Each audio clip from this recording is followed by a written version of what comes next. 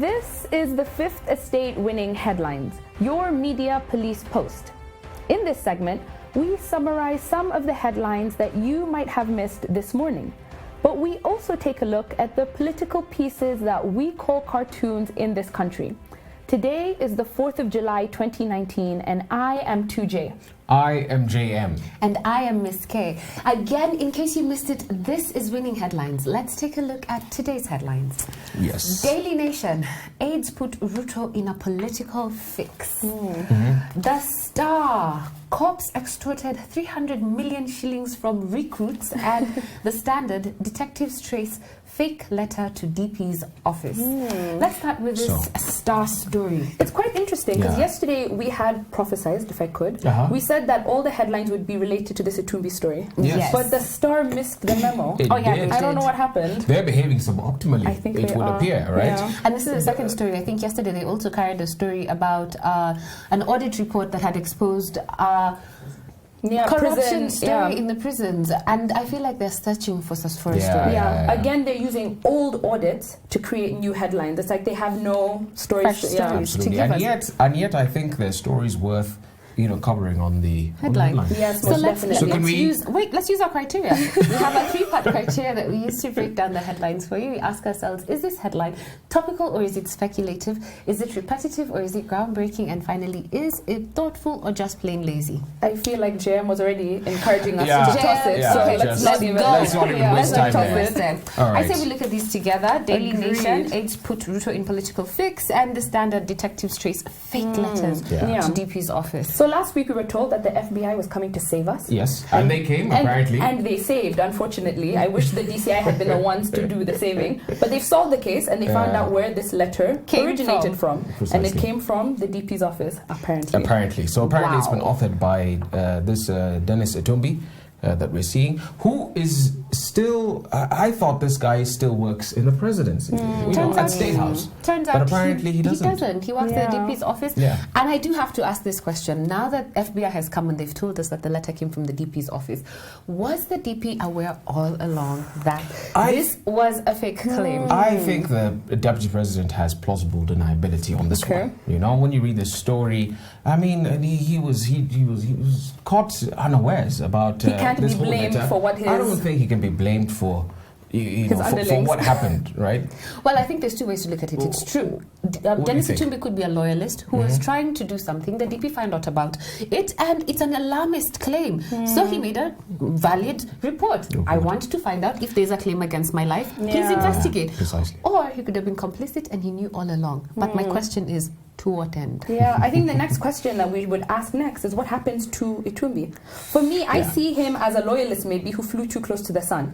He got too close to the rich and powerful in Kenya and thought that he might be treated and saved and spared in that regard. But I think he's a disposable person, and therefore he's been used and dumped. Exactly. Ironically, it's when he should be building his political capital. Another election is coming, and ITUMBI would be necessary. If you've used it all up, you get you reap what you sow. So between the two headlines, I would go with the Daily Nation because I do think that Ruto is indeed in a bit of a fix. Yeah. We're waiting to see what next step he's going to take.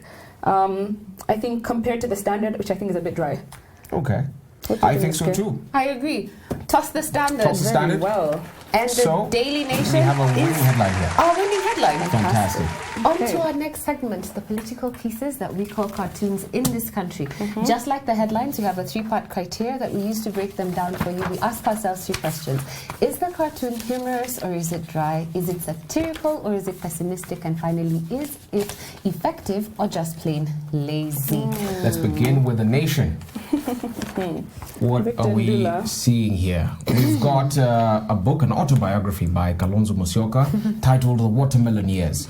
And there he is as a South Sudan envoy who was appointed just recently.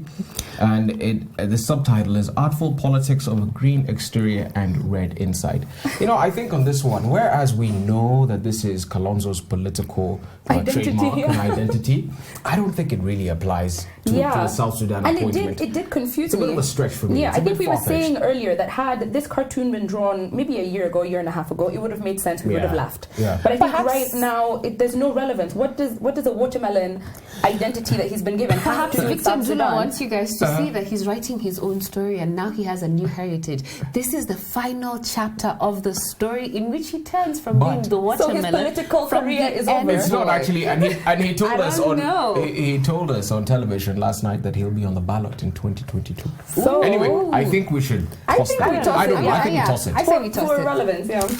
What's up Star. next? You guys, I really can't with these football cartoons. I Guys, really cannot. let me tell you, I his know. streak is over. Uh-huh. I'm calling it.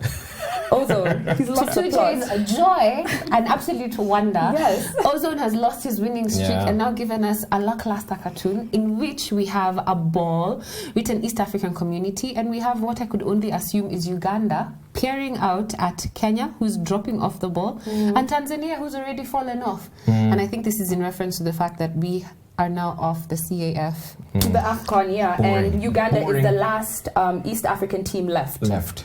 I think this is He a could have waste. done a better This is rendition a waste even of this. of a page, Honestly. lack of imagination. Not worth discussing. Please, let's toss it. that. Finally. Do you want to give us our final cartoon? Yeah, Gado of the sure. Standard. Gado of the Standard. So Right. what we have here is BBI team busy at work. So this seems to be some kind of garment room, and we have a lot of characters or caricatures of some people that we know. We have the president Yep. being fitted for a suit with his knock knees. I know 2M would appreciate that. We have Raila, who's also being fitted, and we have some other cast of characters. We have Adam Yeah. Zolo, who is measuring Raila, Agnes Kavindu, who is carrying the material, Senator Amos Wako, who is designing the suits, and just a bunch of other people. But I think what's interesting is if you look at what Amos Wako is doing, Oh, Yeah. yes. right? Conspicuously absent, by the way, 2J, is the deputy president. Oh, yes. He's not being fitted Just- for a suit. he's It not appears- being fitted for a suit. It appears yeah. that So all this fabric is He's not not enough. to appear in the Yeah. constellation. So I think what That will Gado change. is inviting us to assess here is Yeah. what the BBI team is intending to do in the run-up to 2022. I So can Amos Wako see. here, he's designing the suits, one for the Prime Minister, Yeah. one Yes. for the President. Yes. And next to him is a book that says Article 2A.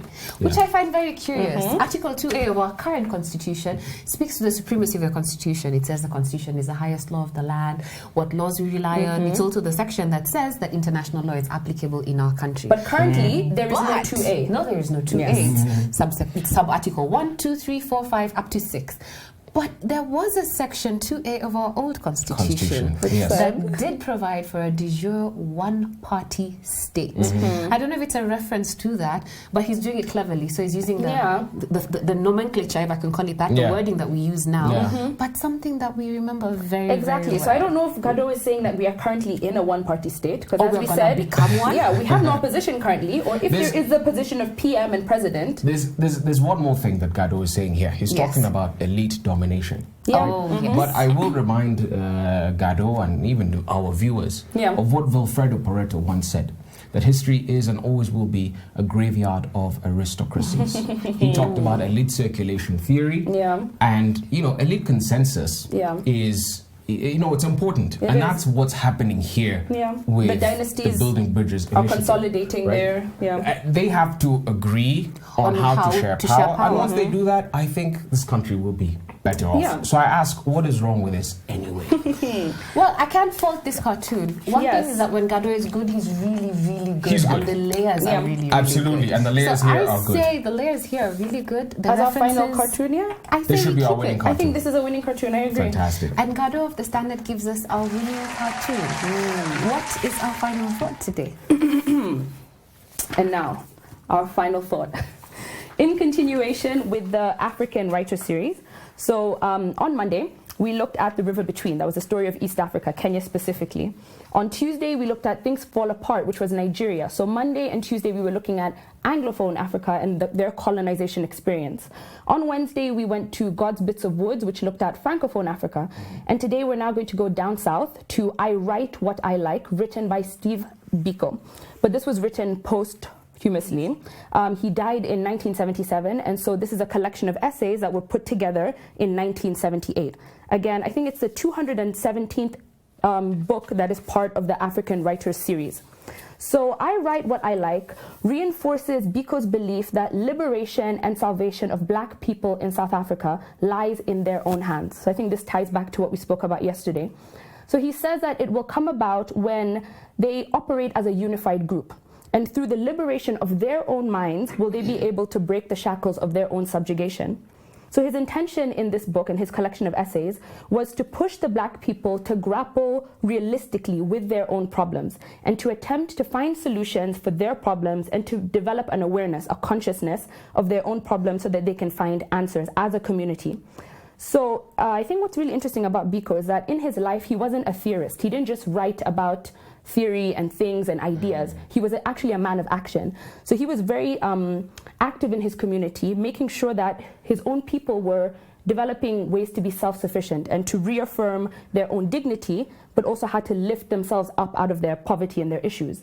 And I think there's one quote that really struck out to me in one of his essays. And he said, "We wanted to remove the white man from our table, strip the table of all the trappings put on it by him, but decorate the table in a true African style. Settle down and then ask him to join us on our own terms if he so liked." So I think the interesting thing here is that he was trying to tell African people that they could do it together as a community. Yeah. Yes, you can have white allies, but before you bring the white allies to the table, first identify what it is that you want as a community and then bring them to the table once you have established that. And he addressed that, in Black consciousness. That was one of his biggest contributions.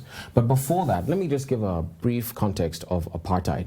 Right? Biko was actually born the same year when apartheid, officially, I think, came about. This was about 1948, right? And so by the 1940s in South Africa, there was already strong calls by, the native South Africans for freedom. Right? But then in 1948, something happened. A man called Dr. Daniel Malan, a South African politician belonging to the National Party, won the general election.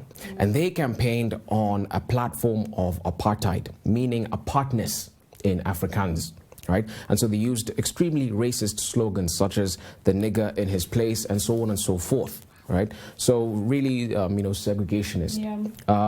And so when Dr. Malan and the National Party won the election, then they began to enact laws that then, enforced that policy. Yeah. Right, and so what we see from 1948 all the way up to about 1994 is then, domination and rulership by these white people in South Africa using laws to subjugate and oppress subjugate, oppress, and keep black people apart from the white folks. Yeah. And it caused a lot of trauma. And I do have to agree with Steve Biko, having grown up in that reality, from the time when he was a young boy up to the time when he went into university and was, could I say, awakened or made more conscious of the reality of the black man and tried to find a way to remedy it. I would say that he was exposer of the philosophy of black consciousness most succinctly. Yes. And what he believed in, and he wrote a series of essays that now became published in this I Write What I Like under a pseudonym called Frank Talk. Yeah. And when I read it, I felt like that's exactly what he was saying. He was speaking frankly about the reality of the African position, the reality in which he found himself, and what we need to do to change that reality. And he said that, and this is his definition of what black consciousness is, making the black man come to himself, pumping him to life in his empty shelf and infusing him with pride and dignity. Yeah. And why would he say that? Because he realized that there was a problem. And he realized that problem was two-pronged. On one part, we as the black people had integrated and taken into ourselves, unconsciously even, what we can call internalized oppression. It is unconscious, and we took it in because of the stereotypes and because of the laws that were enforced of them, and we accepted that we were inferior to the white man. And on the other side, the white man, through these other laws and through the rhetoric that they had pushed and they had propagated, they had acknowledged a reality that they were superior to the black man. Now, these two people could not exist together. And he believed that for us to be able to exist together and have good and proper integration, then you have to lift the black man from this position of inferiority, and you have to reduce the white man from his position of superiority, so that at some point you come to some equal point, and then you can integrate and continue as a society. But we have to acknowledge that first truth, that we have a problem. Precisely. And I think Oh, I'm sorry, you had something to say. No, that's it. And I think that this is exactly what he was talking about. And he reminded me very, very closely of Malcolm X. And Malcolm X and his beliefs and the stuff that he propagated. And one of the things that they both propagated was separatism that I didn't agree with until I read them both, and I was like, okay, well, maybe they both have a point. That you have to bring up the black man, you have to put them together with the white man, then only then, once they're both at some point, some equal point, can you bring them together? And so one of the other things that was critical for him was psychological liberation, as well as physical liberation. Yes. Because psychologically then, as you know, you're saying, the black man was subjugated, he was a defeated man, you know, he was demoralized. And so through avenues such as rebuilding his history, getting him to be proud about his culture and his heritage, then you would rebuild his psychological standing and pride in society. But then physically, and this is, I think, some of the commonality with Malcolm X, he began to also advocate for violence, you know, because then you know, physically the black South Africans also had to, you know, sort of, you know, fight their way back fight the oppression of the white man. Of the white man. You know. This is Winning Headlines. Today we had a winning headline from the Daily Nation, a winning cartoon from the Standard. And one thing I'd like you to take home about Steve Biko is that he died very, very young, at the ripe age tragic of circumstances. 31. He was arrested and detained under what they call the Terrorism Act as a terrorist, because he propagated for these ideas of lifting the black man and finding back our history, finding back who we are, and determining our new identity based on our reality as we have it. And that's the one thing I'd like you to take home from Steve Biko. If there's anything that continues, it is his black consciousness and that realization of who you are as an African, that getting of black heroes and building of them in the same way the Indians built up Mahatma Gandhi. We also have to build up our black heroes, because a community without a history is rudderless. And that is the only way that we can come back from all of this oppression that we have studied for the past 3 weeks. Have a great day. See you tomorrow.